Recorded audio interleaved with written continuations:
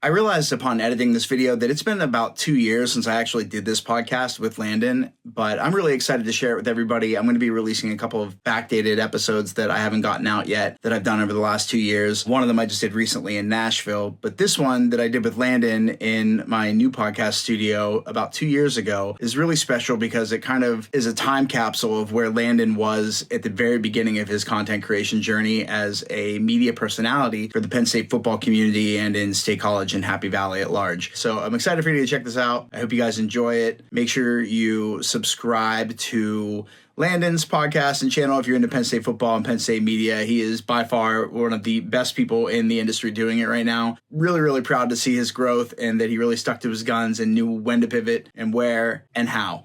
So enjoy the episode. Leave comments. Let me know who else I should be having on the podcast. I look forward to hearing what you guys think about it. Enjoy.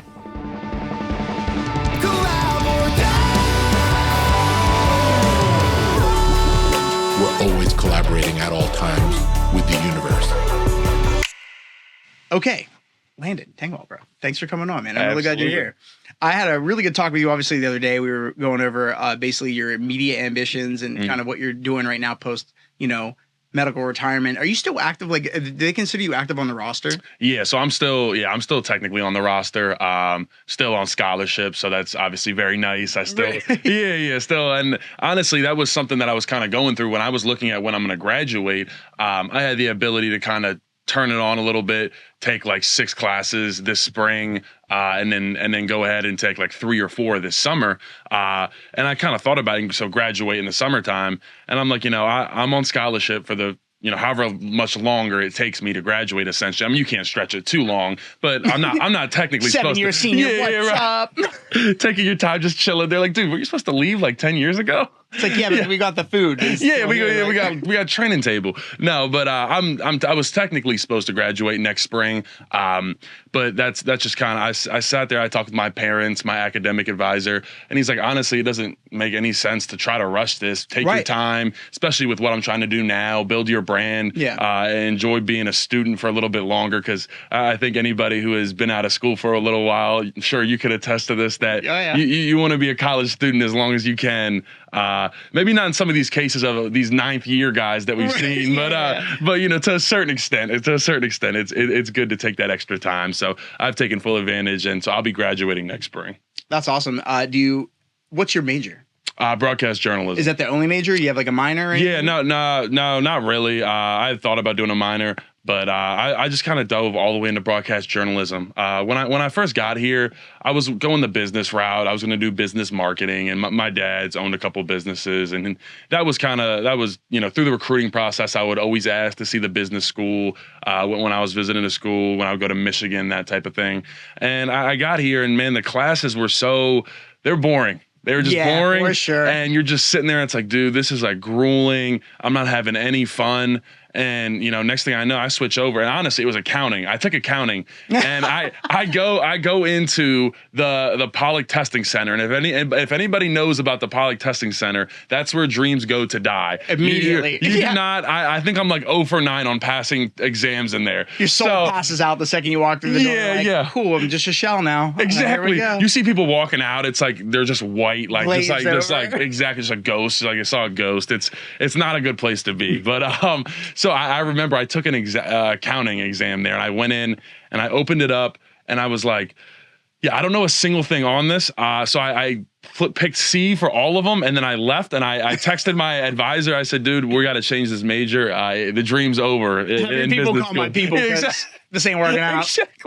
Exactly. So that's when I decided to make the move to broadcast journalism. And we had talked previously about, how much I enjoyed talking with the media, just being a media personality, essentially. I just wanted to do as much as possible, showcase my personality. And then actually in high school during COVID, we were still able to take a couple of visits. And I actually started a YouTube channel where I was documenting my visits. I have like one from Maryland, one from Michigan, kind of just in the archives. How many subs you got? What are you at sub-wise? Oh, no, I had like 5. Like it was like nothing real, but it was something I always enjoyed. So like it was always something I had thought about like down the road, is getting into like content creation. And then we've seen how these podcasts, especially over these past like 4 or 5 years, these former players especially, are killing it in the podcast game. And it's like, I really think it's because the bridges being like the gap between, you know, the fans and the players is starting to become smaller of that like understanding. Like, I think it was just so far back in the 90s, like they were like these people that were just otherworldly and they're like gods. And now that it's like you get to see these players just shooting the crap, just having a good time, you know, just talking about their normal lives away from sports. It just kind of changes the dynamic of how you see everybody. Yeah, for sure. So, I mean, well, dude, basically from the 90s to the 2000s, we essentially went through the same tech revolution that people that were only listening to the radio got when they went to television. It's like, no, wait, now I can see them? Like, what? Yeah. Color? What? Like, there's you can watch like the live YouTube, like on YouTube, you can find that broadcast from then they first made the transition in the equipment from black and white to now color was going to start coming through. And like, you forget that like that we have it so for granted. Like we have noir films as a category now where we choose to do black and white films because we're like, oh, it is kind of different. There is something about it, but the funnels were different, right? So now when you've got the gap has to get shorter if you've got more and more readily accessible content able to be produced. Now it's sort of I think I say this all the time. I think this kind of puts us into a renaissance period because now what's going to rise is going to be the best. Here's where we're going to find our, you know, our Leonardos, you know, our Michelangelos. These are going to be the people that kind of like you're in the process of basically starting your own empire, you know, and you have to kind of look at it like that because otherwise it only builds towards what you set the bar to. So if you don't set it to be like, I want to do all these amazing things, you're not going to come close to any of that stuff. And I feel like that was what I loved about our talk the other day was that you were really gassed up. I had a hard time not gassing you up because it's hard when you're in the presence of people that have that energy and like I said, vision, like to not be like, fuel this. Cause like this area specifically desperately needs it. I was actually talking to Michael about it before you got here. Like we need media space here that's accessible and like in large quantity, you know, big enough to be multi-purpose and able to be retooled and used however we need it. Because we've got like, you know, Katie Feeney, huge YouTuber here. Like, I bet she would benefit if she had a place where she could go to do a podcast where she didn't have to try to squeeze it into her dorm or like her apartment or whatever. Like, there's just the disparity between how much we enjoy transparency and how much we have access to transparent viewership of things is still kind of great. But as creators kind of step in, and which is what you're basically, it's funny to think you're coming from this athletic perspective where like every hour of your day has been mapped out for you for so long. And now you're like, is that infrastructure here now for this dream that I want to do moving towards my, you know, whatever your broadcast journalism ambitions and career choices are? Do you feel like that's something you can see? Yeah, I mean, I'd say, you know, I'm very detail oriented. That definitely came from me playing football at a high level. And I was actually just talking to my girlfriend about this today. It's so nice now that, and it was honestly after I saw this studio, it was almost, it was like almost like my dreams. Yes. It was almost like my dreams really came to fruition, seeing that there's like, okay, this is a place where I can actually get this stuff done. Because before, you know, I had the platform, I have the content ideas, you know, I have the access, all that stuff. But it wasn't really real to me until I saw a place where I now envision myself. And I'm sitting there last night dreaming, thinking about all the guys I'm gonna interview at this table, sitting here, I'm thinking about the mic setup, how beautiful it is, the backdrop, everything. And it just, like I said, it just makes it a little more real.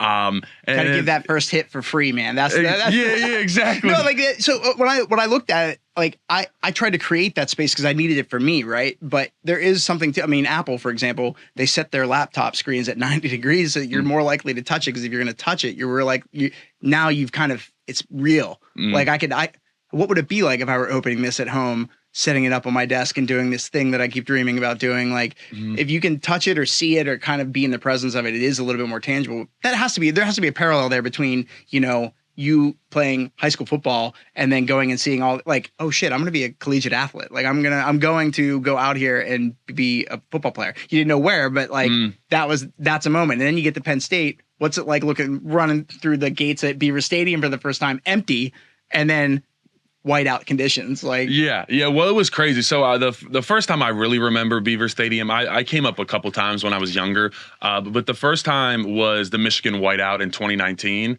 I think we beat them 28-14. That was, I still remember getting chills all down my body. That was like the Mo Bamba game. That was where they had to call the timeout. Like that was a crazy time. And I was like, yeah, I have to come play here. So this is the chaos. Yeah, I'm like, this is exactly what I want. Like there really is nothing else like Penn State though, from a standpoint of the community, the support that you feel. You just walk down the street and, people recognize you and they're saying, hey, good game or good job or good luck, that type of thing. To have that sense of camaraderie in the community is really cool. And I don't think you have that in a lot of other places. No, I can run into Sean Clifford at Panera like several times his last semester here and be like, that's crazy. Yeah, right. I'm going to go see him on Saturday. Exactly. It's kind of surreal, man. But getting here at the beginning was weird because it was COVID. And that was a really different time. We were coming in, we're getting tested like 2 times a day. You have these people and the gators. Yeah, we always have the gator, and it's like they're putting like shields over your face, and it's like, dude, I can barely breathe. Right. And I'm like, honestly, at the end of the day, I'm sweating on you, and like my sweat when I hit you, and my sweat and spit is going on you. I don't know how much this gator is actually gonna do. In this sense of the term, like I'm like, I get it's kind of more for like a visual presentation. So because you couldn't put out any photos without the gators on, like. Yeah, for sure. No, I was in athletics. Not with athletics, but WPSU. We were doing all the media for the last thing I did before the pandemic hit, and they started laying people off, not like putting them on what do you call it, the furman or whatever. Like during the pandemic when people were just furloughed. That's what it was. Furloughed. Yeah. They were the summer camp, like getting into that season, that first COVID season. It was like I had to cut around footage of like Jaceki like having his down, and they'd be like, pull it up. You heard him yell at the coaches yelling at the athletes, hey, you got to get it up. Because one, for protocol. And I think of all the universities that we saw play that season, Penn State had a rocky season that season, but I honestly, truly believe that it was because, having seen the behind the scenes footage, I was like, oh yeah, well, we're sticking to the fucking protocol. So no wonder, like, we're going to have a hard time if we're the only ones doing this and everybody else is running full tilt, because the cameras aren't showing that. Yeah. No, you're absolutely right. There was a lot of schools that treated COVID like it was nothing. Right. Especially those schools in the South, because you know how they the South. The South. They don't really follow many rules down there. Right. Yeah. But Can't spell it. That's why. Yeah. Right. Exactly. I've had some buddies play down there. I've talked to. It's just how they talk about it. It's easy for the players. Let's put it that way. Right. But no, COVID was a crazy time, man, because I remember I early enrolled here, so I got here in the spring of 2021, January of 2021. And it was just difficult. Your best friends, one day they're in isolation for the next 14 days. My roommate, he popped for a false positive COVID test, which screws you, doesn't it? Yeah, I'm going to isolation dorm for a whole 3 days of a whole weekend, and I'm sitting there. They don't let you out. The nice part was that the bubble. I kid you not, but I did kind of enjoy this part. So we have Mucho, which is our on-campus currency, and for the football team, they'll load on, $100, $120 depending on the week. Well, if you go in COVID isolation at the time, they would put on like $200. It's like hazard pay. Yeah, exactly. And you could just order whatever you wanted and it get delivered to you. So I'm like, there was one thing I actually was not so bad about the whole experience. Yeah, a little bit of food never hurt. But I'm out there ordering like the family pack from Panda Express. Right. It's like there's like these huge orange chickens with like beef and broccoli. So I enjoyed that piece. But real big, like glass half full energy, right? I tried, man. I tried to keep it upbeat as much as possible. But no, there was a lot of the COVID year was really, it was hard, and you could tell it was hard on the team. It was just difficult. Coach Franklin, for example, didn't get to see his kids, his wife for over a year, right? Because his daughter Addie had sickle cell, so he couldn't risk that be around her. So they had to live down in Florida, Georgia. Yeah. And so it was hard on everybody, just being away from family, not being able to see the people you love. So I think. And you came in under that, so like. Yeah. First season when you're kind of able to stretch your legs a little bit and breathe without a mask on, like that's got to be like, okay, well now this feels a little bit more like normal, but I've got this trauma I'm lingeringly carrying with me right now. Like, did that just happen? Was that a fever dream right now? Like, honestly, that's what COVID feels like sometimes. When you think back to it, it really does feel like a fever dream. It's like, was that actually real? Like, did that happen? Like, what was that? And can we go back to the 200 a week on the Mucho card? Is Yeah, that right. like something we could just maybe keep that rolling? Trust me, we say that all the time to our nutritionist because she's the one that kind of does it. We're like, what happened to, like, when I first got here, I don't want to give out like flat numbers, but we were getting like double what we get now. And now, granted, we get a lot more meals provided by the team now. And back then during COVID, it was like no meals were provided by the team. But no, we brought that up. We're like, how do we get that Mucho back again? Because I was going to Texas Roadhouse like 3 or 4 times a week. So yeah, it just feels different now. So I don't want to say I'm not enjoying the program as much, but I would say that it feels stunted right now. So then you get out of you obviously like the medical retirement thing is not obviously something you were necessarily looking forward to or even could have foreseen, but as that kind of shifts you into, okay, is that around the same time you switched majors? Yeah, similar time period. I would say, so, I came in my freshman year. I played the last 3 games. I got to start in the Outback Bowl. Really promising end of the freshman year. I had to kind of change positions a little bit throughout the year. And it was a lot of learning the playbook. When you come in as a freshman, it's really difficult, especially as an offensive or defensive lineman, 1, to grasp the playbook, but then 2, that physicality at the next level. Right. Like I got to retain this and function in it. Exactly. You're going against a 15, 16-year-old DN that's like, in high school, that's like 180 pounds, and you just put your paws on him and pancake him. Like there's really no, there's no adversity there. Now I line up and PJ Mustafer's in front of me, right. ready to take my head off. Yeah, exactly. Like, hold on, coach, hold on. So it's a little bit different. And I actually just told this story on the Lions Den podcast the other day with podcast. Yeah, exactly. And I was talking about we were talking about our welcome to college football moment. And I remember it was practice 3 of spring ball. I just got in there, and you don't put on the pads for the first 2 practices. They're actually on practice 2 today. It's Thursday. So they have one more day without pads, and it's kind of light. Well, you come in the 3rd day and you put on the pads and it's full tilt. And we always have a competition period before the practice. So whether that be wide receiver, DB one-on-ones, right. O-line, D-line one-on-ones, and that's what it was for that day. It was O-line, D-line one-on-ones. And I'm in the second group, and I line up, and, I'm feeling good. I haven't taken any real reps in college football yet, so my world has yet to been completely just shaken up and rocked. So I'm still feeling good. That lasted about 2 seconds when I took my first set, and then Smith Vilbert came off the ball, pancaked me. Everybody's screaming because he won the rep, and he says, "Get up, little man." If you know Smith Vilbert, he's got a very deep, intimidating voice, and that's all I hear. And then I hear Franklin go, he blows the whistle, he goes, "Get up." And I get up, brush myself off, brush the grass off me, and I go, okay, well, my pride. Yeah. I'm like, all right, let me go back to my dorm room and cry real quick. But no, that initial spring ball, it's rough on the guys. Those initial freshmen, anybody who excels, especially that initial spring ball, I have very high hopes for them because that's such a difficult time to excel. Yeah, it's really not easy, and the coaches understand that. They know that. So they probably can lean into that a little bit to where it makes sense too. Yeah. It's so crazy to think about. Like, I think the couch coaches there are plenty, right? There's an entire market for that audience alone. But I think at the end of the day, when you think about all the little subtle nuances and idiosyncrasies that go into like what it takes to coach just an individual player, let alone sections of players, D-line, O-line, the team, like to have that vision, I think that gets lost on people. And man, like social media is so brutal. And I feel so bad for Franklin because like I have been such a big supporter, and like I know sometimes it feels like that's hard whenever this play gets botched or you're like, you feel one way or the other. But the reality is like, I think we're in very capable hands. There's a lot of pieces that are always moving, and sometimes it is just not going to be anything other than luck of the draw with it. Some circumstances are going to pan out in your favor to give you the option or the opportunity to kind of like capitalize and really capture a moment. And under his tenure, there are so many moments I remember I was off of a tour, and I was in Oregon on like just like a layover. I was there for like a couple of days. I decided to stay just to kind of explore Portland and the area a little bit.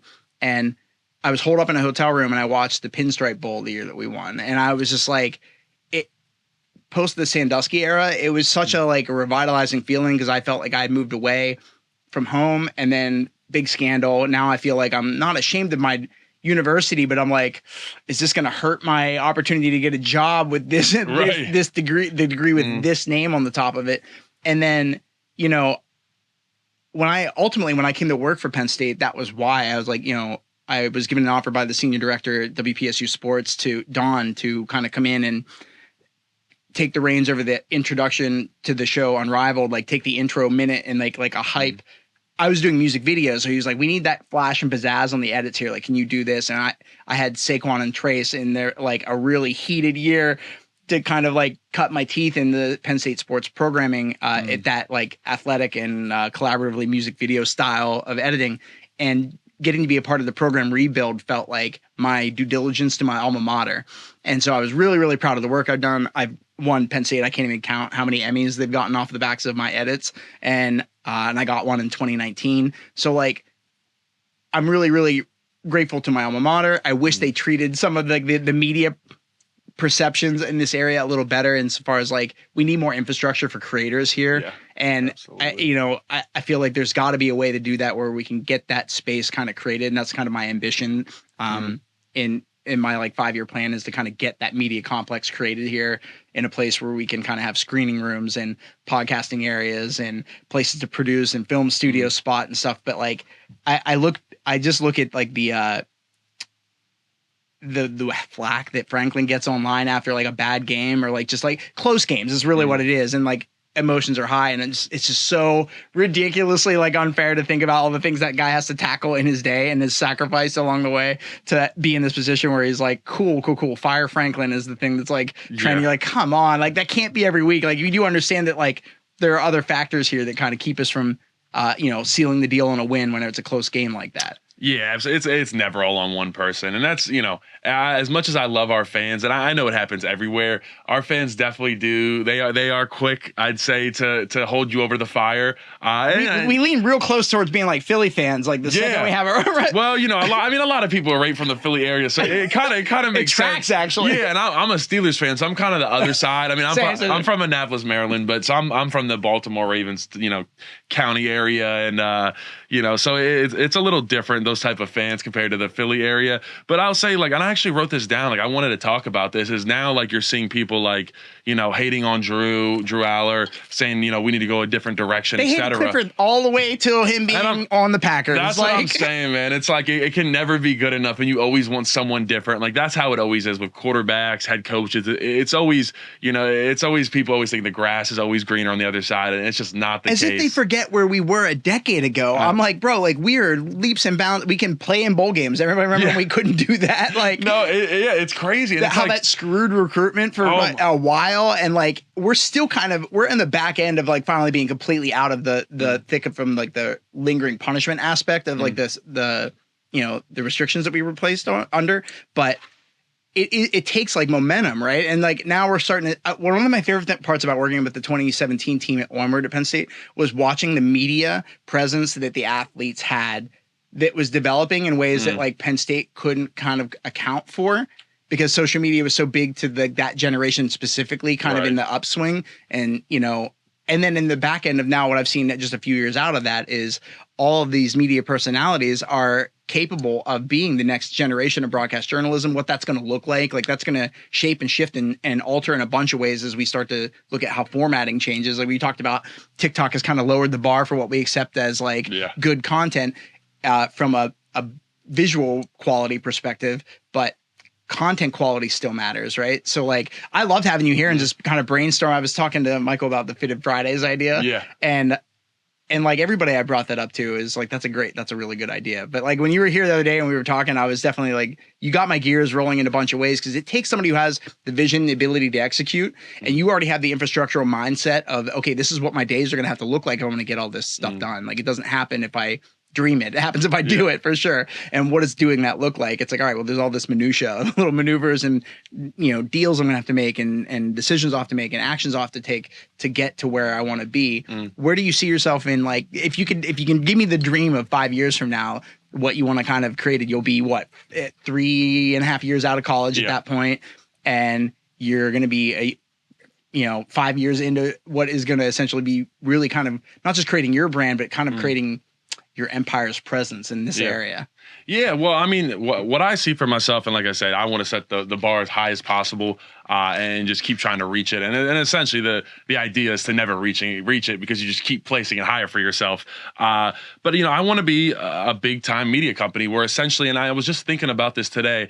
I am tired of all these fans having to just look at 24/7. Now you got On3, but why not get your content get from somewhere else, from people? And we've seen that with state media. We started to bring back some former players, and they've done a really good job over there. But I think there needs to be more of that personalized content creation where it's not just these big media companies. And we've seen that throughout essentially all of media now. People are tired of just listening to Fox, CNN, all that stuff. Now there's these, personalized people that are coming out. You can go on TikTok and you can follow, the people that line up with your values, whatever you want to believe, and you get to hear that news. And normally it's a little more unfiltered, real stuff instead of, stuff that's being placed in front of your face on purpose. It's been produced for you. Exactly. It's like being sold to you, essentially. Yeah, 100%. I've done the obligatory PSU pregame show since 2017 also. I did that. I basically started doing it at Penn State, and then I got into some side piece, Penn State football programming that was centered around more of a tailgate aspect. And in the several years of doing that show,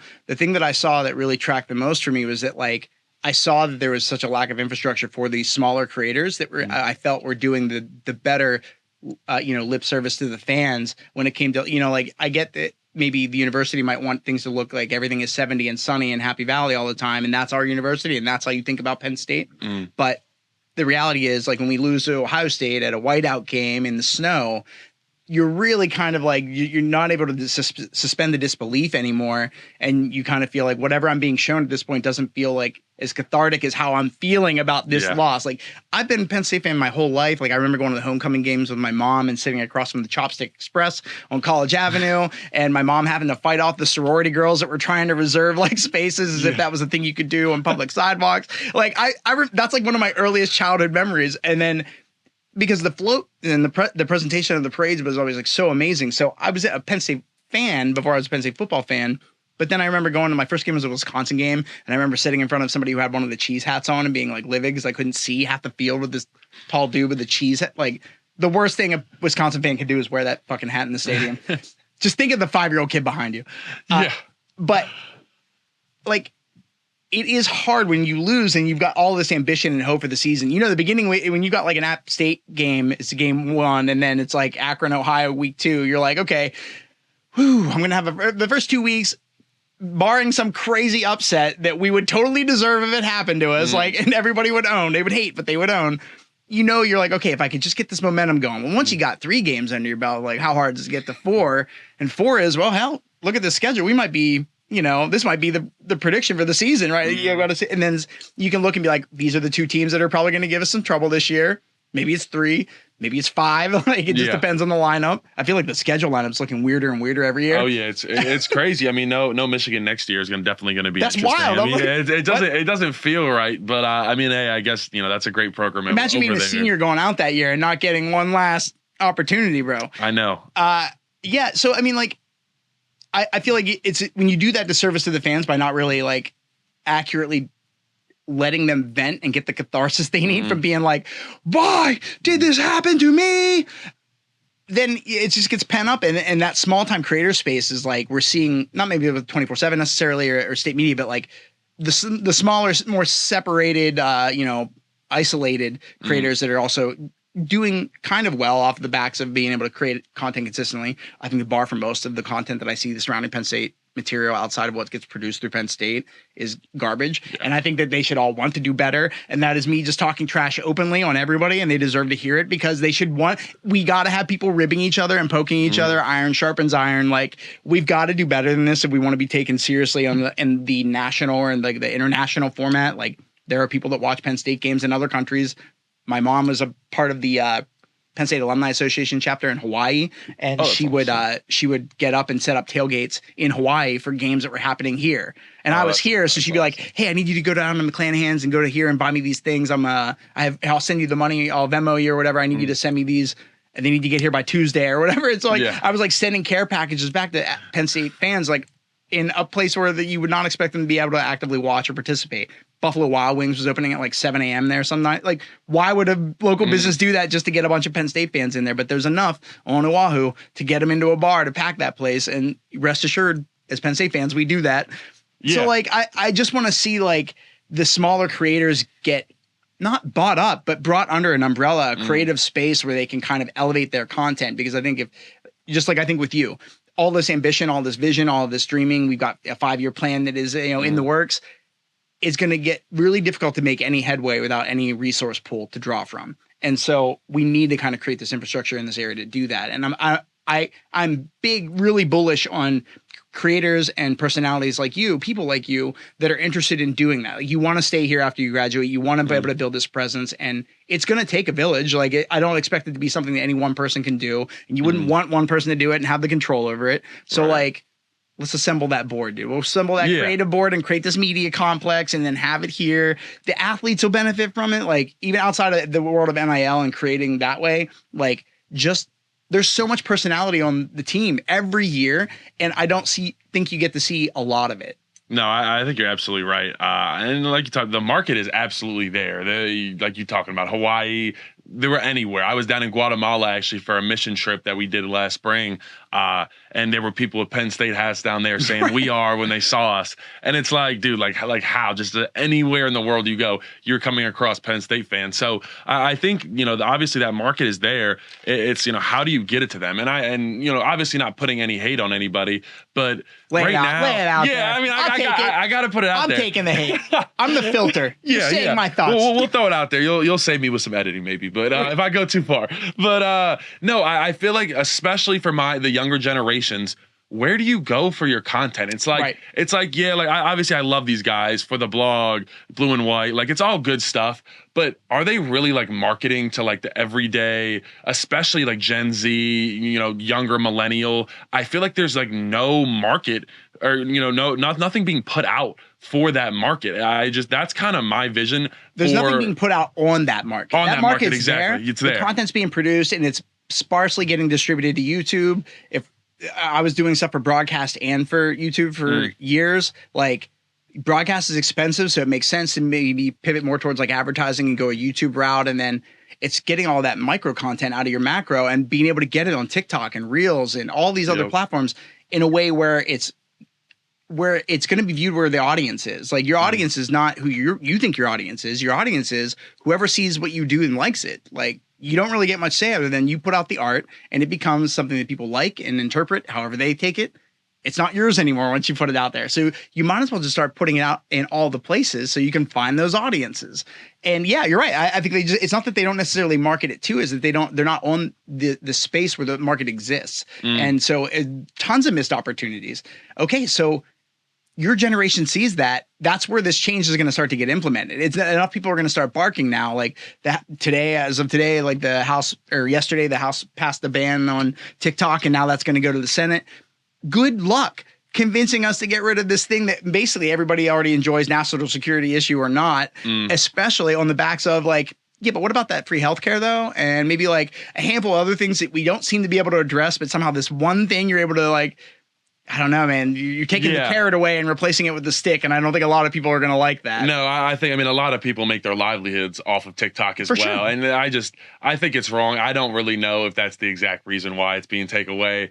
I have problems with the whole platform being taken away and just controlled. I don't know. That's not what America is. That's not how we're presented. Sure. And if the issue is, China is stealing our data and that's a national security issue, it's like, are we mad that China's stealing it or that China's stealing it and we're not able to steal it from our, like, is it because we're not stealing it from ourselves? And so you got to sell it to an American company. Why? So then they can steal it? Like, is Facebook not stealing enough? Or like, what is it? And if all of that is the case, did communist China somehow beat America at the game of capitalism? Like, why are we not digging into our American roots and being like, hey, let's just create an app that is comparable and better in the ways that we would want it to be better. At least then we're, I guess, on an American app and getting the data stolen at home. But like, yeah, I mean, your generation's also going to be the ones that have to pick the fight of who owns my intellectual property and my ideas and my likeness and my everything that I put out there online? Like, because this can't fly, them selling my data to somebody that's going to market to me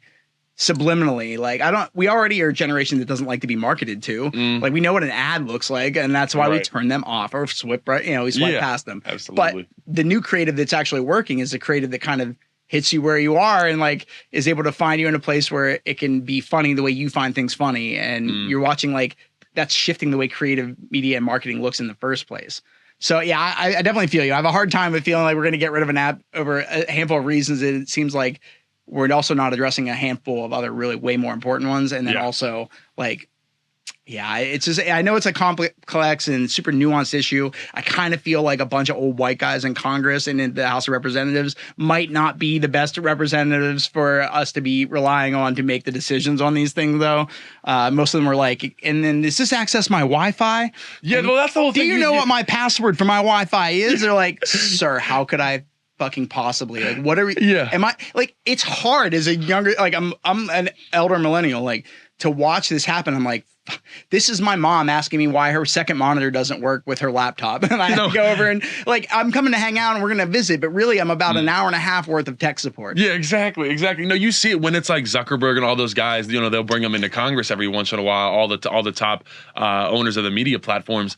And they just start asking them these ridiculous questions. Like you said, it literally sounds like your grandfather's asking you, like, how do I fix this? And it's like the questions they ask them, it's like, that doesn't even make any sense. Like that, you can't do that. You didn't even use the vernacular there was no vocab there that's structured into a way that made a sentence that made sense. And now we're all dumber having listened to you get through the thing in the first place. Yeah, exactly. So it's, I think it would be completely wrong of them to take TikTok and just get rid of it. I think it's just a platform where, more so than any other, it just allows people to be so creative. I mean, we've seen the amount of people that have come up and completely changed their lives because of TikTok. And I think it's also the easiest growing platform for anybody, just because of the algorithm. On YouTube, if you don't grind out, I mean, not to say you still have to grind on TikTok, but if you're lucky, you get a couple of videos to pop, you can get a lot of followers quick and then, keep turning over videos. But on YouTube, I mean, you got to just keep constantly putting out content and you have to build that following yourself.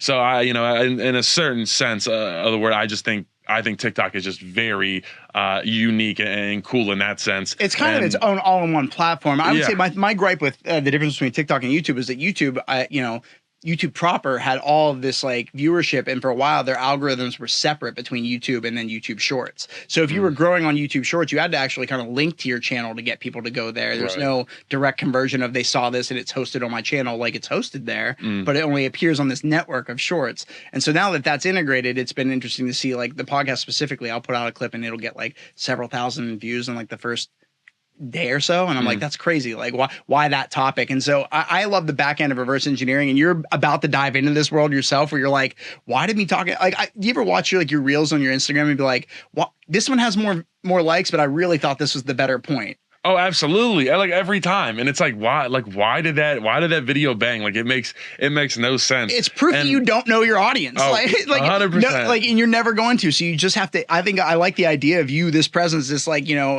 absolute titan of a human being. You are walking around with this giant smile on your face all the time. Like, that presence carries through on a place like YouTube and in Reels and on TikTok. So, like, I'm really excited for you to kind of get into this journey and be doing the creating that you want to do. Yeah, I appreciate it, man. I'm really excited too. And, like I talked about earlier, I'm just excited to bridge that gap and help fans, anybody else, just start to understand, and not even just understand, just learn about, who these people are, continue to show them just as humans, as just normal people. Like I said, growing up, it was for me, I mean, I love the NFL. It was like, I was a diehard Steelers fan. Big Ben, all those guys, I mean, they were like gods to me. And I would go to training camp, and if I even heard them speak, Heinz Ward, it would be Heinz Ward, like, exactly. I'm like, oh my God, like, I just heard like them talk. I just heard Antonio Brown speak. Like, it was like his otherworldly. Voice in person. Like, in my ear, oh my God, I take a photo with him, and it's crazy. And then it's like you start to get around people. I got to meet Ryan Clark, a bunch of other, like former Steelers players, obviously being around Joey Porter, stuff like that.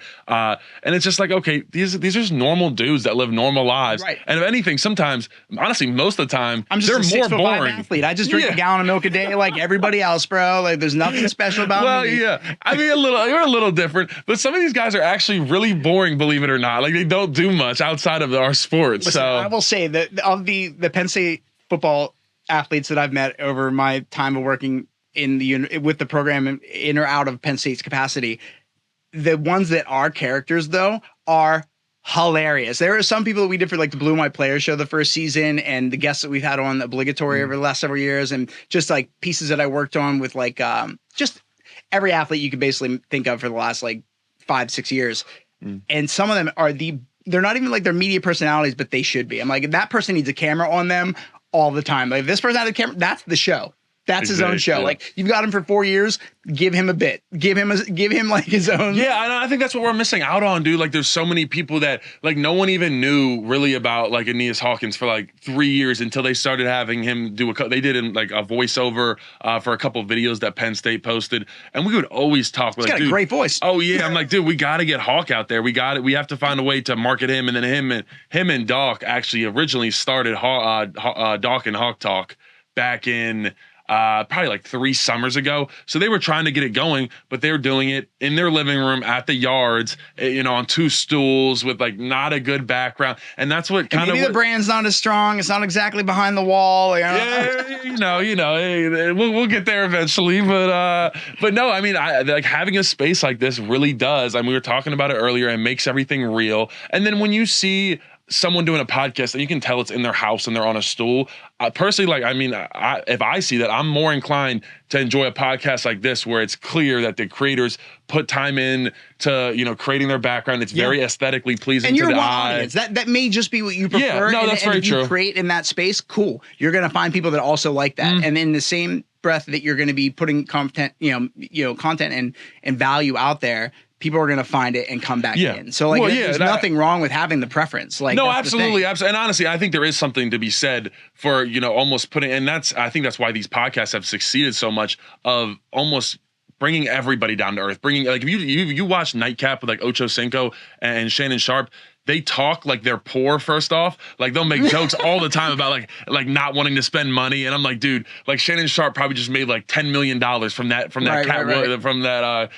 Cat Williams video. So I'm like, you guys are not the same, but they do such a good job of making everybody seem like, they have everybody else's everyday problems, the way they talk, the way they speak. So sometimes it is good to not have a setup like this. It's good to just be in your house and someone can just relate to that. Hey, I'm trying to do a podcast in my house too. Yeah. So it's a little more relatable. But I just think from a standpoint of like what I'm trying to achieve, just having something like this is just so huge, and it just makes it feel a little more legit. Right. You make me feel so good about what I set up here. Like when I set out to do it, to me, I wanted best of both worlds. Like I did this pendulum painting on this table. Like that was like a fun project. I like acrylic coated it, and that was its own process. Like I made this from scratch because I was like, I want kind of to be a part of this space. I wanted to be something that, like, if you're looking at, you kind of can't get into a pattern. It's not meant to be. It's like, it's something you can kind of get lost in if you are looking down and just kind of following lines or whatever. And to me, that's also kind of how life is. And so what I wanted was the place where you could kind of come and have this sort of energy of, okay, we're here, we're lucid, we're awake, and we're in a place where clearly we want to talk. And it's not like it's so comfortable that you can just be like, like real chill and like lean back. But it is comfortable enough that you can kind of still have those kind of conversations, but with maybe like a more like pointed direction of where you're trying to go with it. And I have ADD. I don't know if you have ADD, but mine's real bad. So like I listen to myself talk in real time. Just anybody who's listening, like as I get through a point, I'm like, man, I went on 6 tangents in the middle of there, and I don't know that I stuck the landing on that. Please say something and get out of this. Like I know I did it twice this one already, but like I think the idea that you're aware that there's a gap in the type of transparency that we want to see in this fan base. Okay, anything we create here is templatable and able to be kind of brought to other Big Ten universities, other Pac-12s, like other places could pick up something that like, I'm sure there's a fitted or a comparable fitted in every college athletic town that the athletes go to get their hairs cut. So like, it behooves that business to say like, hey man, you're coming here anyway. And like, now we got this NIL thing. Maybe we should get like something sponsored to get some production costs taken care of and like do something here. And you're in the position where you're like, yeah, I see that. I think I'm going to pull like, I think I'm going to execute on something like that. All you need is good ideas because you've got vision and you know where you'll take it. It's like resource pool. How can I get this together and make that kind of happen? And I really need to link you and Michael whenever we get out of here, because I feel like he's in that space where I could see you guys kind of being like, you have to find your tribe and early. And the sooner you do, the sooner you can start building in the infrastructure that ends up being similar to your, athletic schedule of having everything planned out. You'll know, like, okay, I got to get up, take this meeting. I'm going to have to go down. Like if you do like we discussed like maybe doing like a Monday meditations where you kind of like get into like just like some thoughts going into the week or whatever. What a great time to do that on Monday morning. And do it consistently every Monday. Right. Maybe you film it Sunday because that's a better day to do it, but it comes out Monday. Those are overnight turnarounds on edit. Are you going to be up doing them? Are you going to have somebody do them? Like, that's your journey to discover right now. And if anything, instead of it feeling daunting, which is what I think it is for most people, I see you getting like, you lit up. You're like, yeah, I need you to show me how to do this and this and this. Like, are you willing and eager to kind of come in and start picking at the bones of what it takes to get stuff done? And dude, that's like, you could not have a better attitude. And it 100% stems from the athlete in you. Right. But man, more power to you for having it, because it's gonna serve you well for sure. Yeah, no, I appreciate it. It's definitely the competitive nature in me too. Like I want to get after it. We even spoke about this. Like I want to compete with State Media, with 24/7, with On3. Like I want to compete with those brands, right? And create something bigger and better than they have. And I'm really excited, like I said, to be able to showcase just not even just these athletes, but like other things behind the scenes. Like I want to bring on like an equipment manager. We talked about that. Yeah, like that type of things that people don't see. I mean, I've talked about even interviewing Pat Kraft. Just a lot of interviews that people don't normally have access to.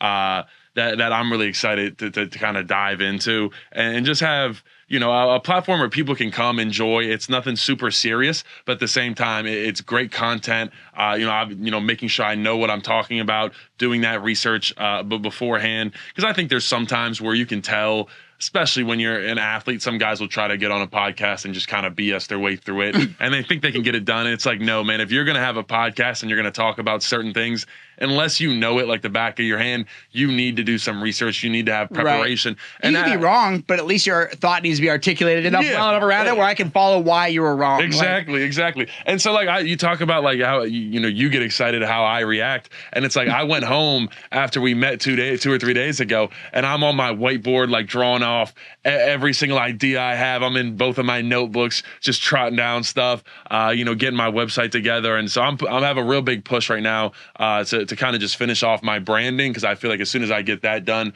I can really go forward with content. But right now I'm stacking content as we speak. Like I just went on 3 and I did a Olu Fashanu kind of film breakdown with one of their guys, T Frank, and stuff like that. They'll share that with me. So, and then when I get going, next week or the week after, whenever I officially get everything done, I'm gonna put out little clips of that, put out the full video.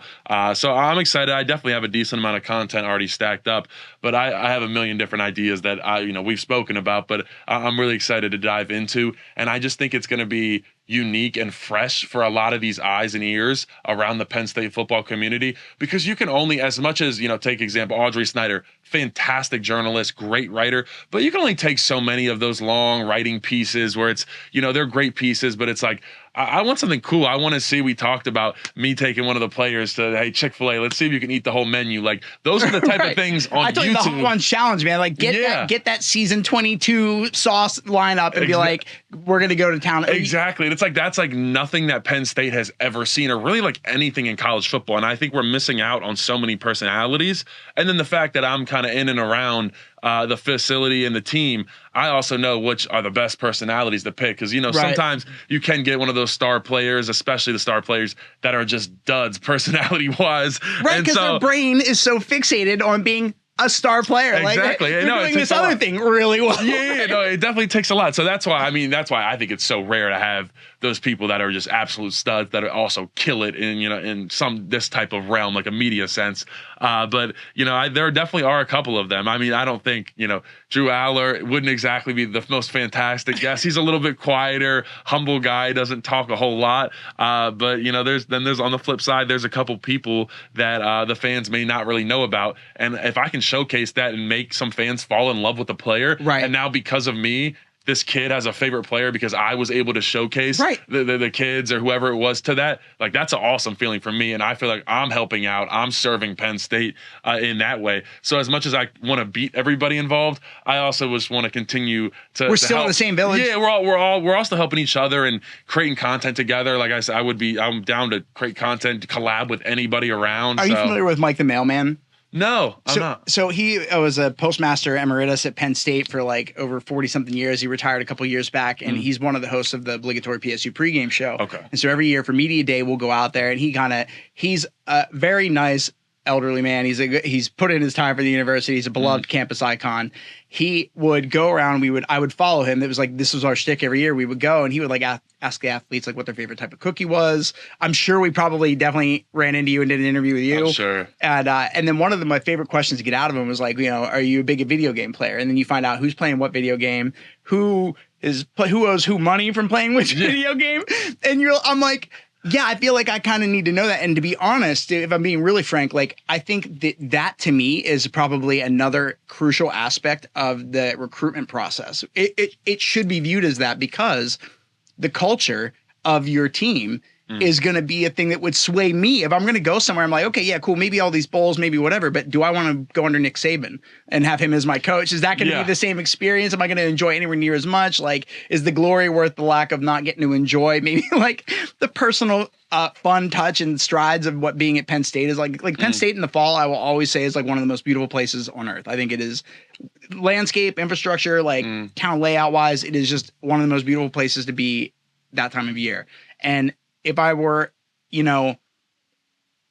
and I were creating a show, or I wanted to do like a segment that I wanted to do during the season, I would be walking with these athletes downtown, grabbing coffee just down the street, talking about like the game that's coming up this weekend. Like, what do you got going on in your world? Like any of that stuff that actually kind of matters. And that's me.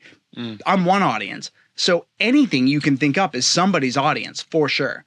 And when you're kind of auditing the team and being like, he's hilarious, should have him on the podcast, I need to do a thing with him, you start seeing like, damn, there's so much personality that if more people saw that, if I were an athlete thinking about going to Penn State, I'd be like, I'm gonna go there. You watch these videos, like this is hilarious, like, and it's going to be that no matter what. It's going to be the Lions Den podcast. It's going to be anything that for the blogging and 24/7.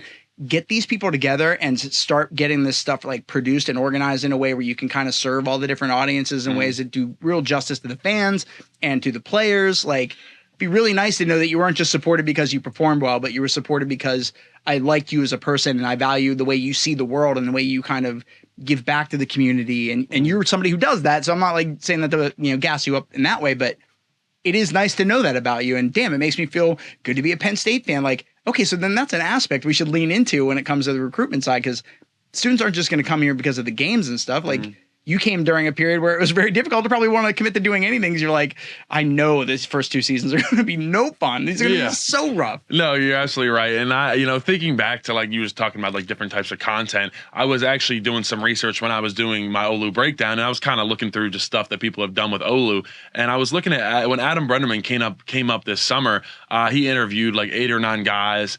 And Coach Franklin, and one of his biggest clips was talking to Olu about like his favorite meal. And then like, dude, like the fact that type of stuff always hits so good with the fans. Guess what I have? A favorite meal? Yeah, right. Well, yeah, exactly. How many people are going to be able to relate to that? Like, it sounds stupid, but like, no, it does. And it's like, even if you don't even have the same one, it's like, that's so awesome. Now I know what Olu Fashanu's favorite meal is. It's steak, this, and I'm like, that's pretty much what I want to do, but more so all the time. Like, it's, obviously it's not all good. It's going to be funny content. I'm definitely going to put out some great, I think just in the doing it, the discovery is in the doing it. Like, when you're in the process of doing it, things are going to surface, and there's only so much you can plan for, man. Like, you're like, I'm going to go out and we're going to talk about this. And then you don't know what's going on in their personal life that week. If something hits and their angles, they feel like they need to talk about this other thing, it may pivot out of what you were doing and go into something you weren't expecting that is a million times better. Like, I see you getting awards, dude, like the Tellys, the Webbies, like you're going to have things that you're going to release that are going to be impactful. And I think when you know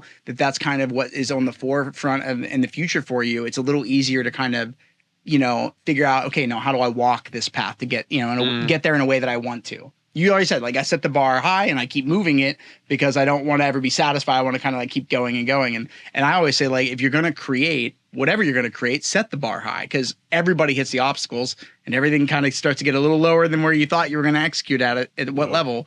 And at least if the goal is up here and you fall short, it's way better than if you're like, well, I can definitely do this. Right. Because you're still going to run into those issues and end up with something terrible on top of it. So it's like, there's no winning by like self-restricting yourself. And in this space where we have all these different characters and athletes and personalities, I'm like, man, I want to see him. Like, I love it. Like, there was a moment, I think it was Nick Martin after, I want to say after we won a bowl game or something.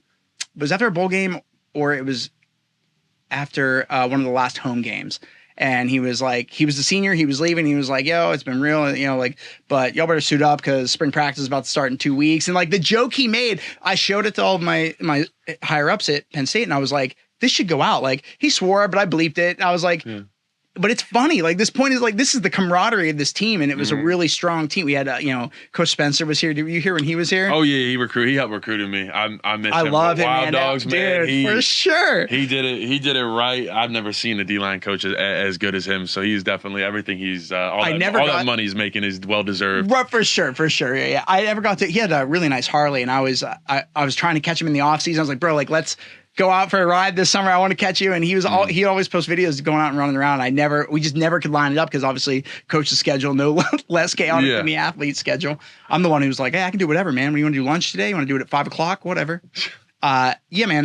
That culture though, that year, I felt like there were a lot of people I didn't get to see a lot of that I wanted to see more of. So I think you're doing a real service to the program as a whole because of the taking care of and recognizing and acknowledging and kind of showcasing the athletes and personalities that are on the team. It's a tall order to pick up, but I think like you were talking about going out golfing with them. Like, can you tell me what that golf story again? Like, just because that was, if you can tell that golf story. No, absolutely.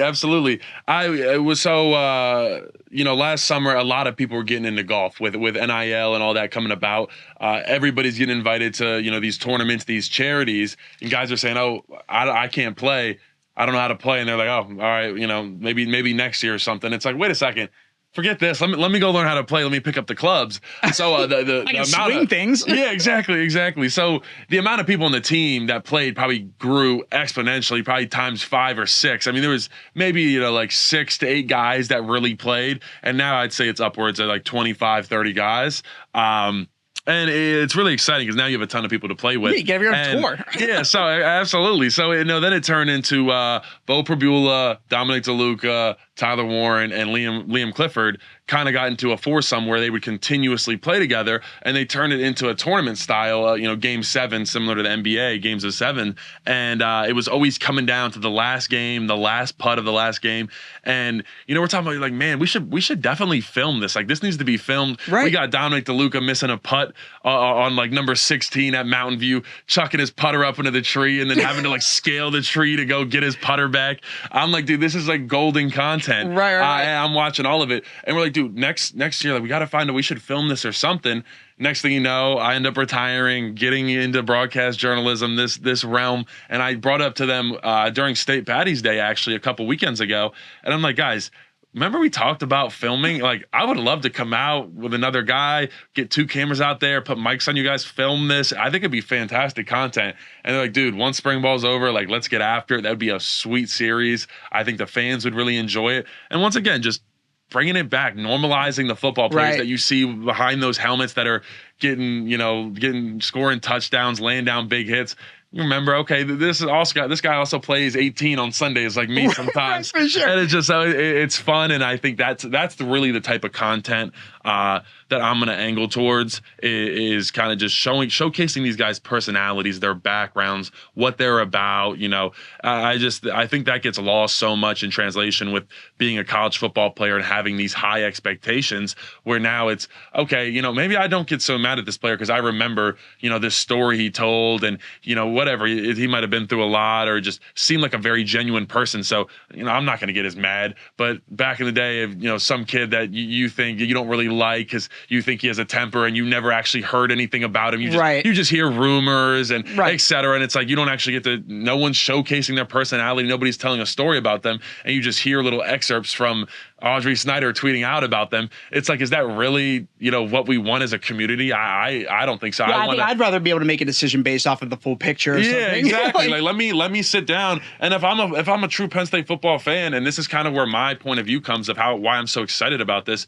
If I put out an interview where I'm able to get maybe a player that they haven't heard much from, or like a Ty Howe, something like that, a coach. It's like, I would absolutely love to sit down and watch this interview where it's not even, obviously there's going to be some, talk of football and, what they're doing on the field, whether it's coaching, playing, whatever. But more than half of the interview is going to be about their life coming up. How did they get here? The grind of, every day, the stuff outside of football, their family, what does your everyday look like? That type of thing. And I think everybody, not even just fans, just everybody in general, other athletes are going to want to tune in and watch that too. Right. Just because it's real, it's raw. And I think that, like I said earlier, that's why we're seeing so many of these podcasts succeed, because it's just real emotion, people just sitting down and just having conversations like this, instead of what we were so used to for 40, 50 years, right, where it was completely, yeah, you're sitting down, it's like orchestrated, they're looking at the camera, reading off a teleprompter. Like, no one wants that anymore. It's just, It just feels fake. And as you mentioned earlier, like with the ads,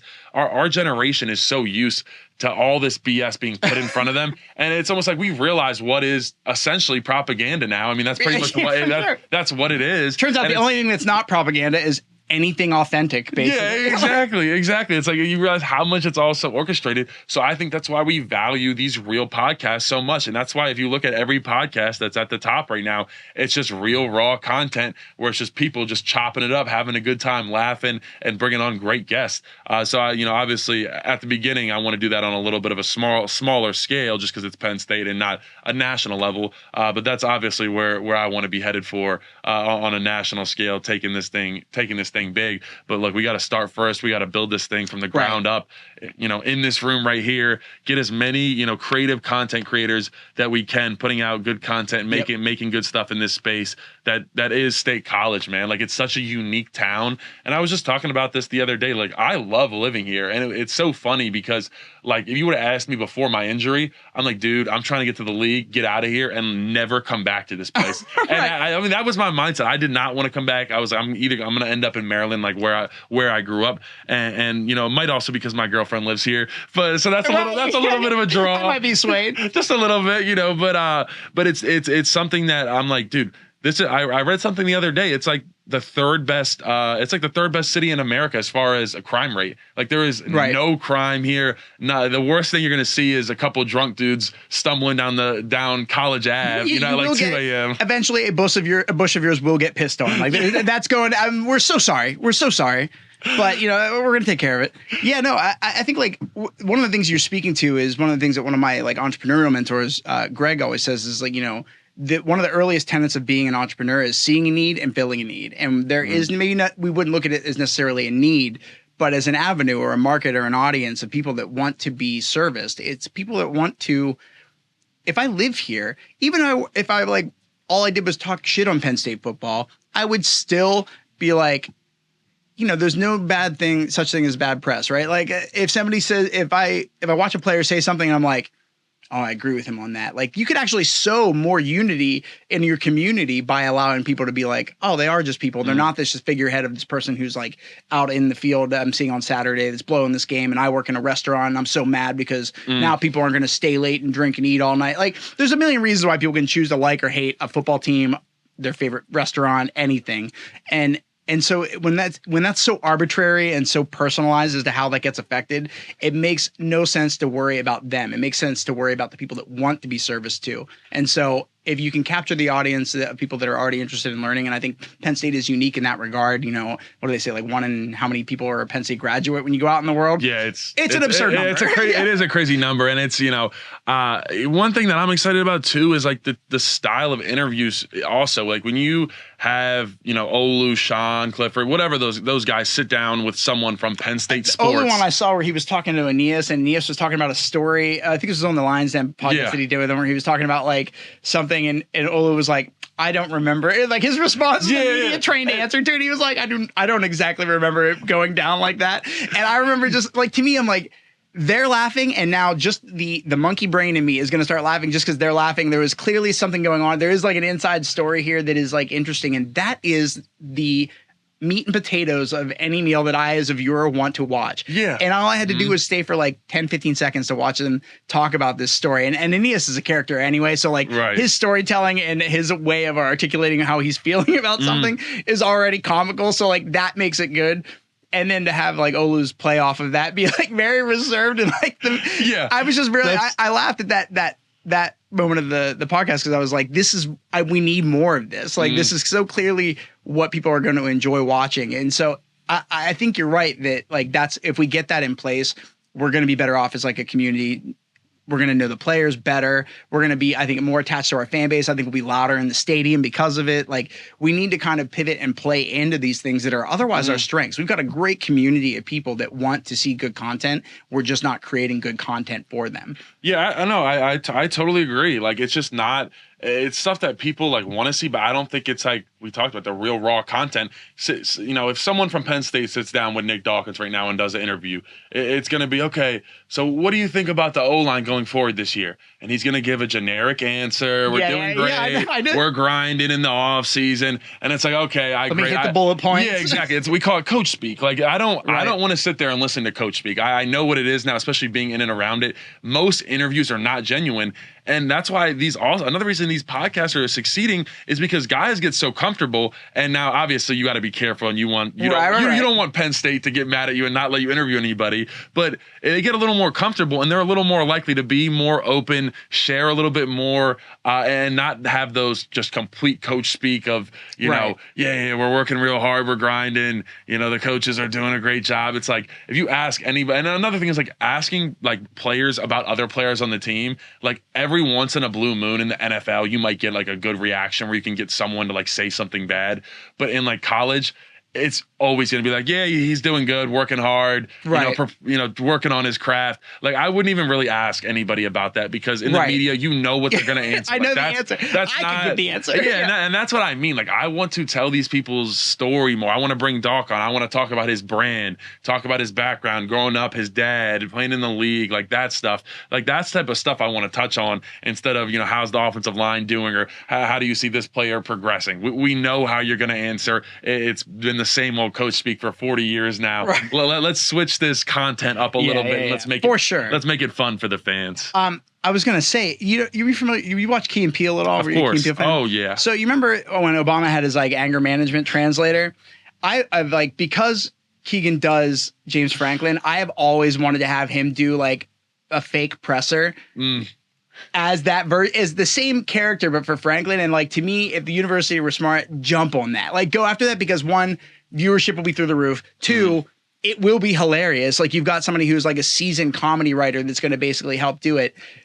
They have to loosen the reins a little bit, I think, around like the media. There's a lot of orange, yellow, red, and auburn tape to like get through when it comes to posting certain things. And the reality is like, that is not the world we live in. The last thing we want is to feel like we don't have something being given to us to be able to make a fully formed opinion or perspective of. And so that's why you get a lot of people that are like, after the game, the social media just lights up with everybody's like negative comments and you should never scroll through the comments.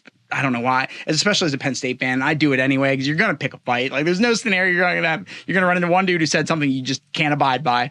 And that's like, to me, like that's ridiculous. Like we could address these things in very direct ways through like indirect, writing and conceptualization. And I would love to see Keegan do a version of Angry Franklin. Would be so sick. That would be an awesome idea. And I kind of agreed. And I don't want to get blackballed before I even start here by Penn State. Yeah. But no, Penn State really does need to loosen the reins a little bit on what they allow to go at. I think they're so hyper focused and rightfully so with all the national media. Like I understand, and there's been some bad stuff in the past. So I completely get why they kind of act that way.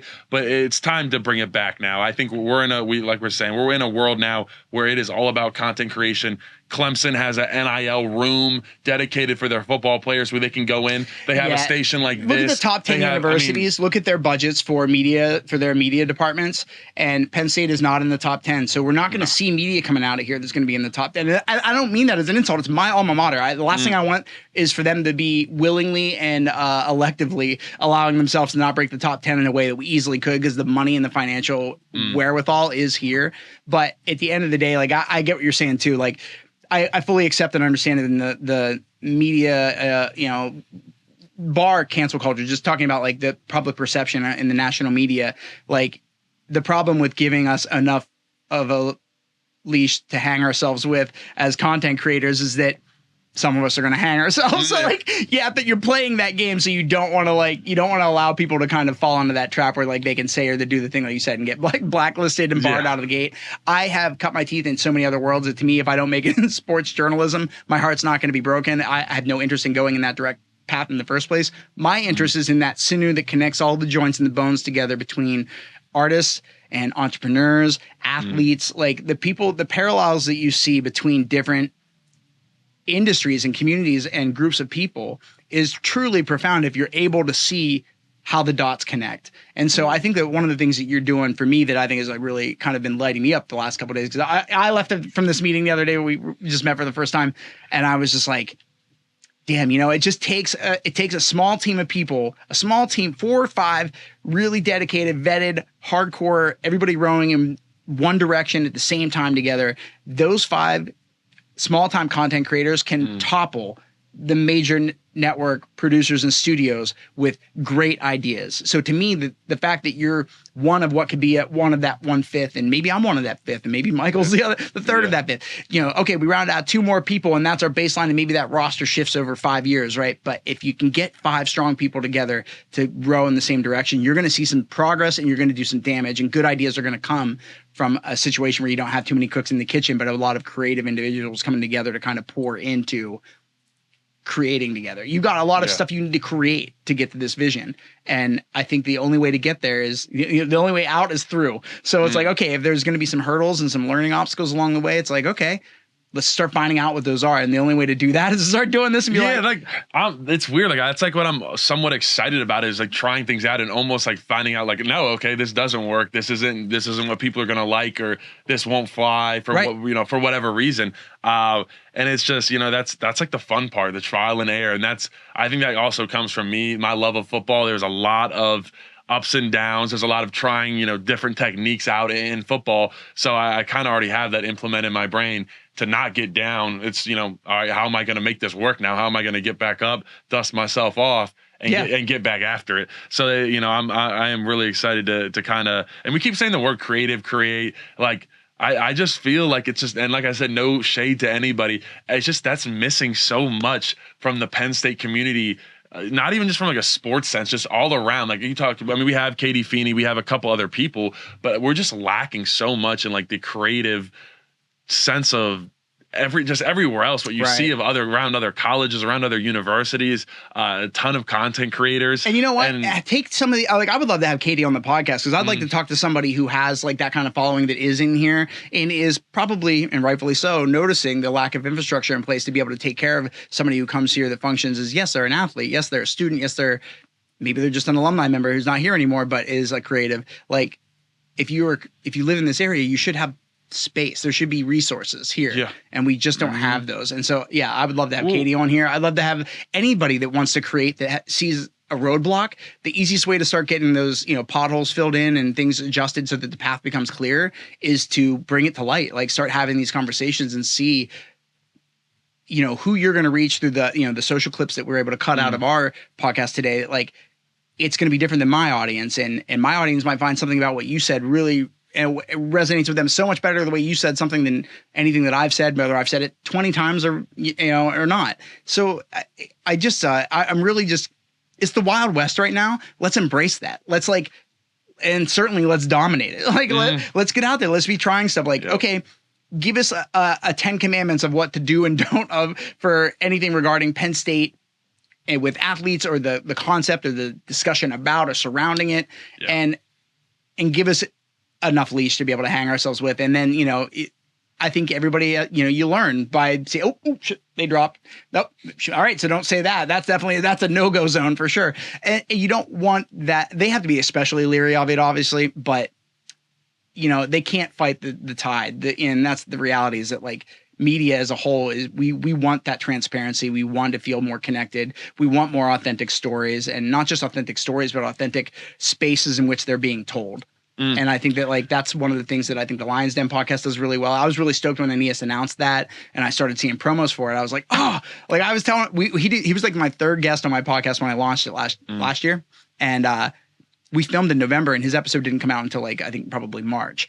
And so we were talking heading into what was going to be the season that we didn't know how it was going to end, and but everything we talked about in that episode still rung true in March later in terms of feel and vibe. And I'm glad that we at least captured it when it was fresh and real and got it out, period, than not at all. Right. Yeah. There's going to be turnaround time issues on like how quickly you can get something out, but a little bit of infrastructure and planning and pre-production, you could have a production be in post-production done and out. If Fitted Fridays came out and you had somebody who is like on the team who is, you're going into the weekend, you're not going into the weekend the same way. So like you make the perfect host situation for that. Go in and get cleaned up. You're sitting in two chairs and you're able to kind of talk to each other about expectations, ambitions, things outside of the realm of the game specifically and everything. And it turn that piece around. It's ready. It's live. You're posting it from the locker room Saturday morning or whatever. And they are, and everybody that you have doing it does that. And then you kind of get to see the thought, the theory, and then the application later. It's like, here's how he played that game. Or immediately after, I got to see this like a minute and a half clip that was from it that kind of summed up how he was feeling going into the game, and then look at the game he played. And then now I feel like you said, I would know the athlete better. I would know that I would have a better scope of the story. And now I'm not only am I entrenched in the team, but I'm like, damn, I'm really rooting for him too. Yeah.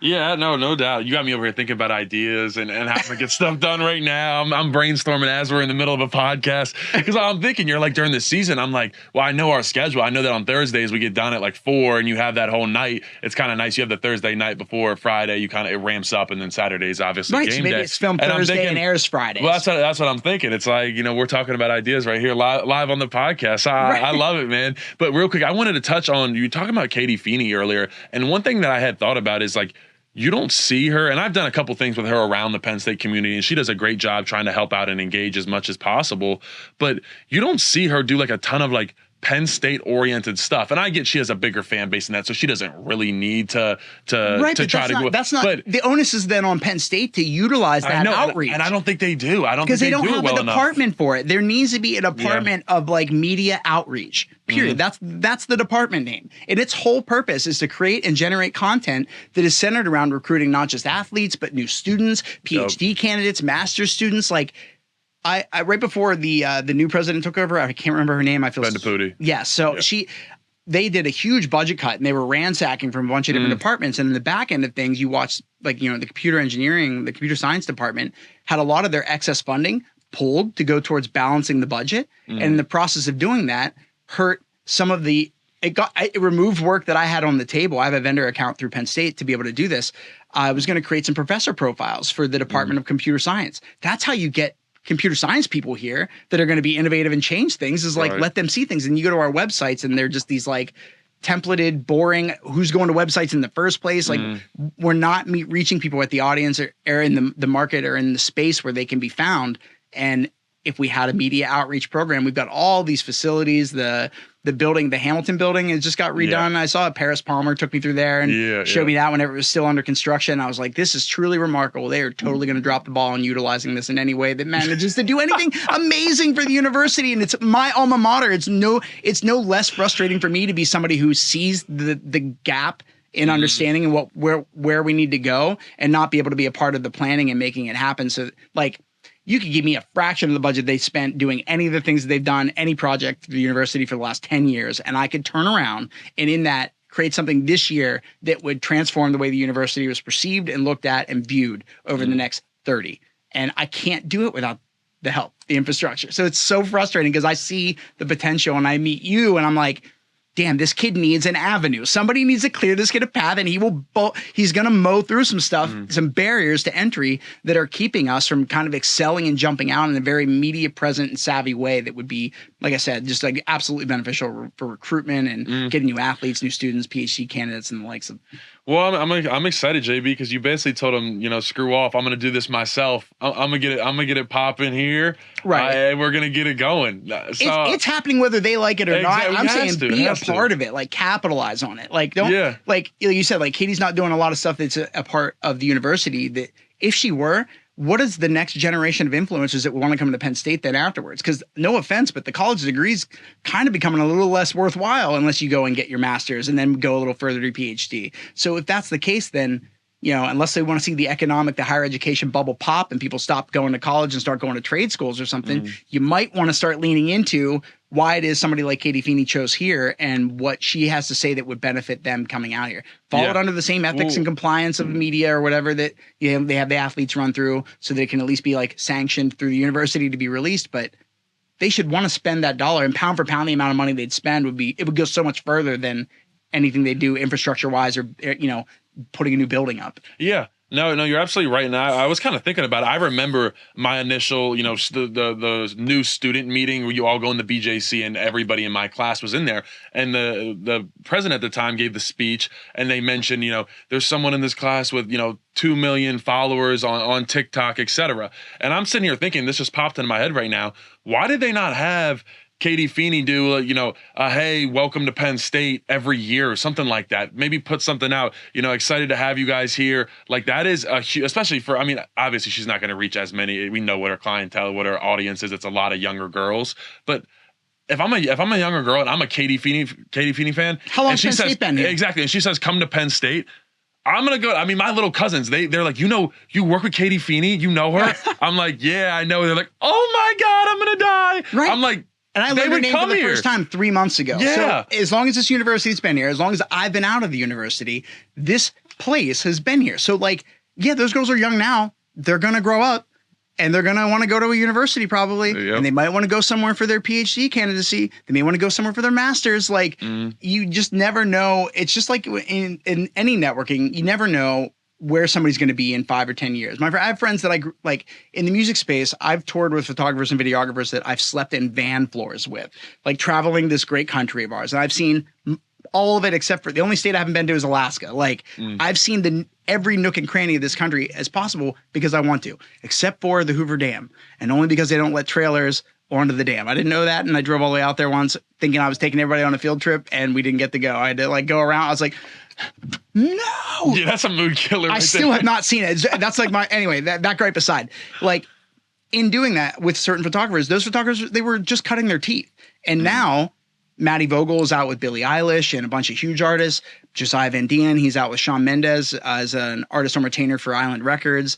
You know, my friends are out there with some of the biggest names in music, and I slept on floors with them. Like, so in knowing that that's the way the world can go, these Katie Feeney young YouTuber subscriber fans now, they matter just as much now as they're going to matter when they decide to come here. Because I would argue they likely are if they could get just a little bit of that push from Katie being like, you know, oh, and she's already doing it. She's like I watched some of her videos. Like she vlogs around campus and like you get to see kind of like these day in the life perspectives for her. And man, like I love video games. I don't love to watch people play video games, but there is a huge market for it. So I don't get to say that that's not an audience. I don't get to say that that's not good content. Dude, I'm not gonna lie. I'll sit there sometimes and I have, I don't know if you know AMP, like Duke Dennis and those guys. I'm not sure if you're familiar. That's a little bit more of a niche. But they're big video game. Get into the niche. Yeah. They're like video game, big NBA, 2K, like that type of YouTubers. And they're down in Atlanta and they built their own house, essentially a content creation house. Creator Compound. Yeah, and they do a lot of cool videos.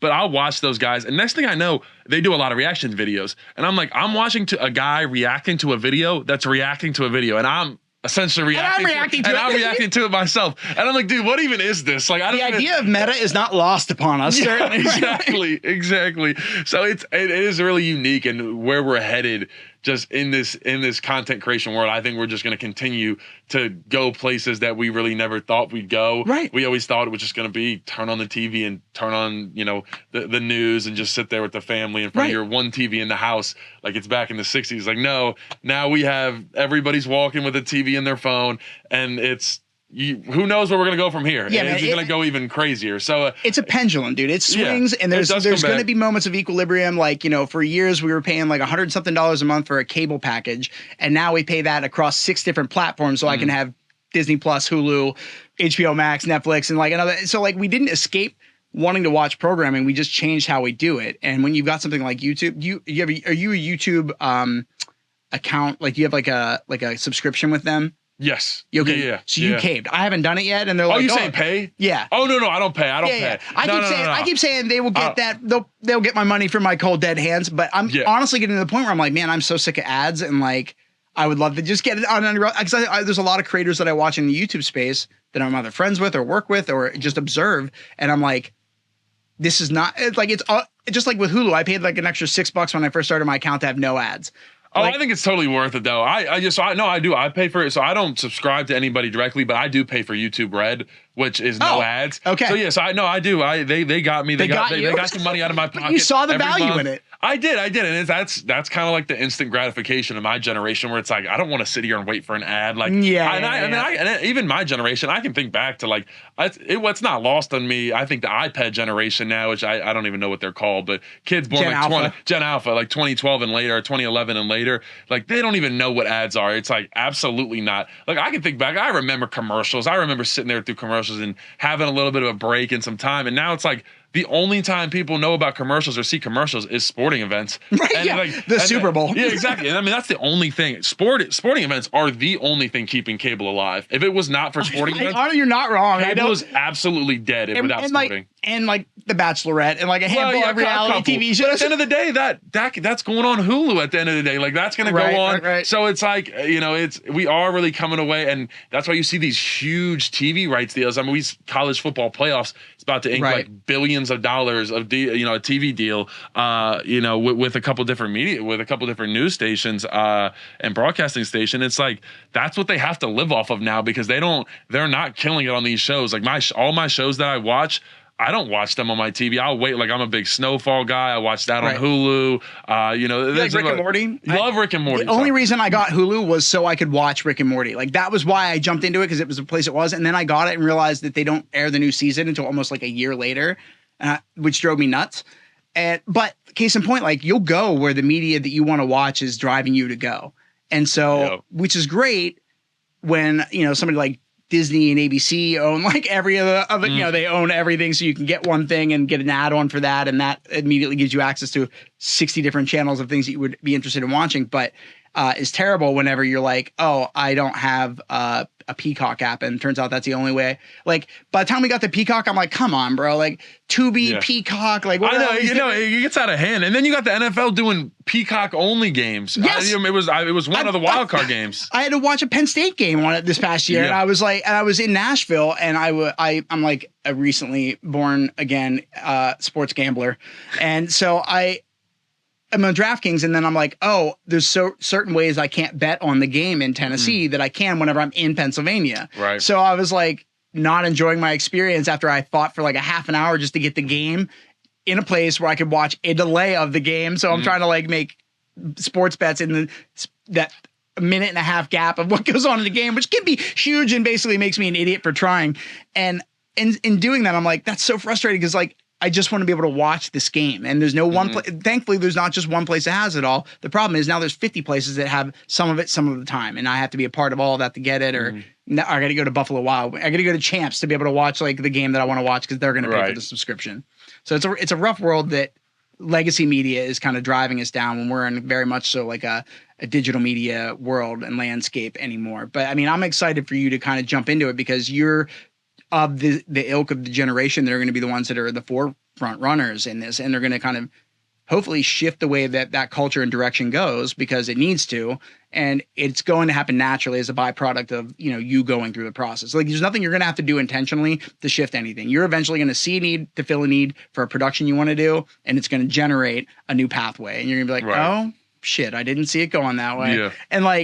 And that's a great, like, it seems like you're the kind of person that will enjoy and benefit from like the little bit of dopamine hit that our brain gets when we're like, I just learned something new and I'm going to apply it.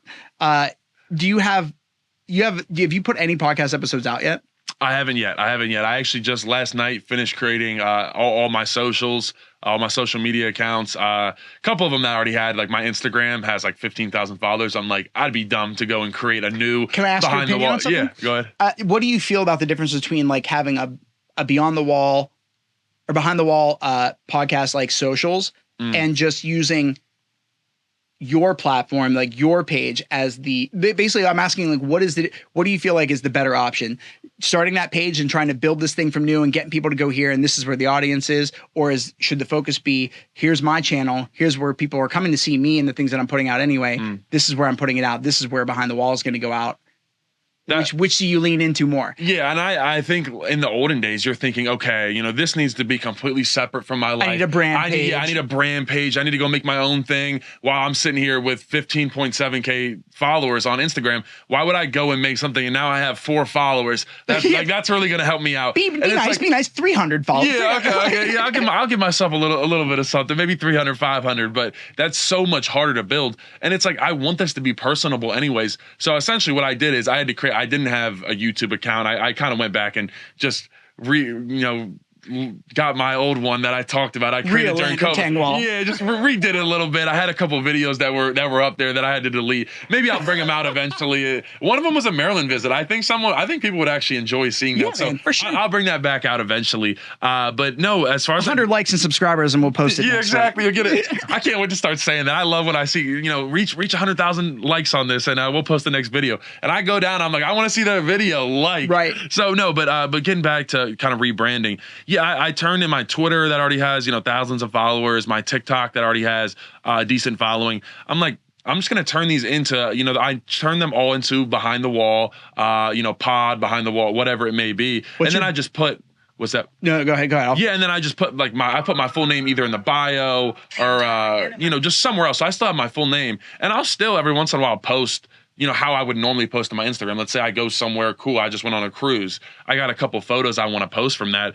I'll still put that out there. It doesn't have to be completely exclusive. And I think that's where, especially older generation, gets thinking that they have to have it completely separate. I'm like, no, I want this to all be in one page. I mean, obviously separate media accounts, but all in one page. I'm not my Instagram account that was Landon Tengwall. Now it's Behind the Wall Pod with Landon Tengwall in the bio. And now I still have all those people that were following me want to follow me for who I was. And now I'm putting out content that's going to interest them more and more. Do you know that Kick the Sheets guy? Yeah, that's my boy. Yeah, Brad. I can't believe you found that. I just typed your name in search, and this is the top video that popped up. But I know of this guy. I don't really know his story, but I remember when I did read it, the first time I did read it, I was like, wow, that's really cool. That he's really capitalizing on a movement. Yeah. No, he was balling for a while. He's actually with Adam Brennerman now. If you ever check out his TikTok, it's Kick the Sheets. He does a really good job, kind of like a motivational style, TikTok account where he's getting up early at 5 a.m. physically he'll have videos of him kicking the sheets off the bed and getting up and doing some type of physical jumping jacks, push-ups, something like that. So he's on that side, and now he actually works for Adam Brennerman.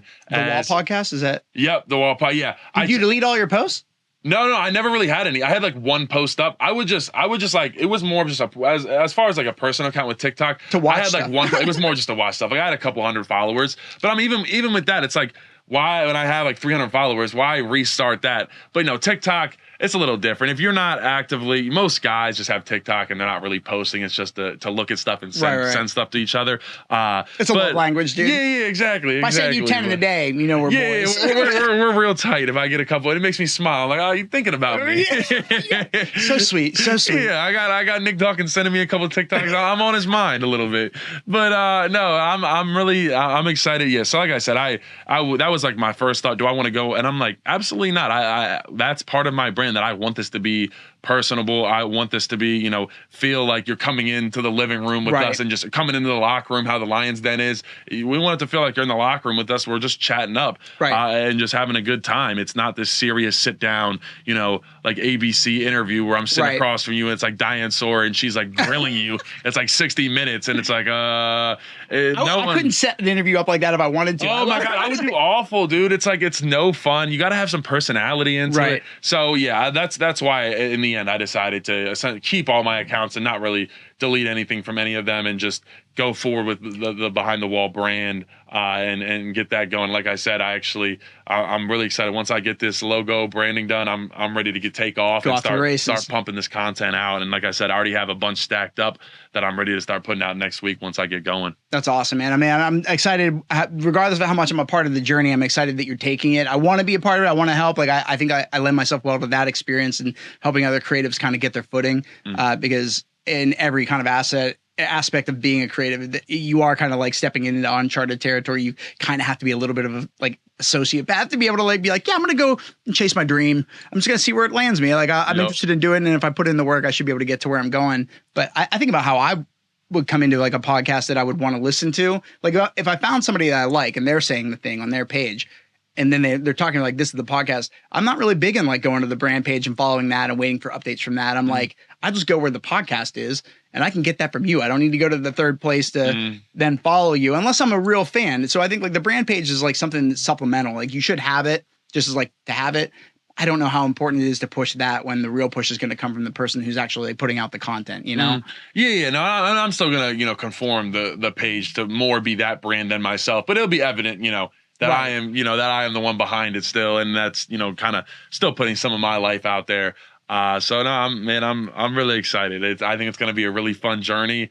Who knows where we'll be in 5 years, but I know I'm just going to bust my ass until I'm in the grave, man. I'm going to have a good time doing it. I'm going to be laughing, smiling, showcasing people's personality, and just getting the most out of it and enjoying the beautiful town that is State College, and then helping my soon to be alma mater. I guess I'm still here and taking advantage of while I'm still technically a student athlete and have a little bit more of those advantages and that insight into the locker room and stuff like that. And so I'm just really excited to get after it. It's going to be a fun ride. Every inch that can be given to you, dude, like take it and run a mile, like take it and run with it, dude. I'm really excited for you. Landon, dude, thanks for coming on the podcast. I really appreciate you coming on. Where can people find you on socials to kind of just to follow you? Yeah. To begin the journey, to begin the journey. If you want to type in Instagram, we got Instagram, TikTok, Twitter. It's all Behind the Wall. If you also just type in my name, Landon Tengwall, that'll come up too. So either or, but yeah, it is going to be branded as Behind the Wall podcast.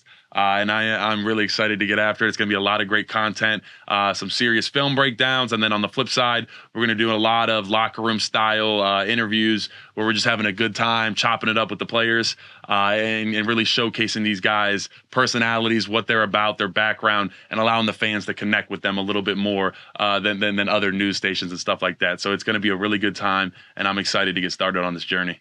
Man, I'm excited for you. I wish you nothing but the best, and I hope to be a part of it. I like seeing the energy. I really love just kind of like spitballing and playing ideas and the brainstorming phase with you. You've got a really positive, uplifting, like creative energy, and I think it's going to serve you really well. So I'm definitely excited to see the success you bring yourself through the hard work and, effort and energy you're going to put into the work that you're doing. I couldn't be more prouder to have had you on the podcast. This is actually the first podcast I've done in this new studio since I moved here. So I had a bunch of people I was trying to get in first, and then you were the one that lined up and made the most sense, man. So thanks for coming in. Thanks for sharing, and definitely come back on. And I'm obviously going to be seeing you more anyway if we're doing your podcast. So Behind the Wall podcast. I'm so excited.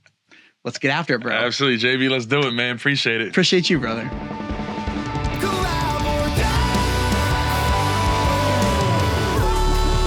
We're always collaborating at all times with the universe.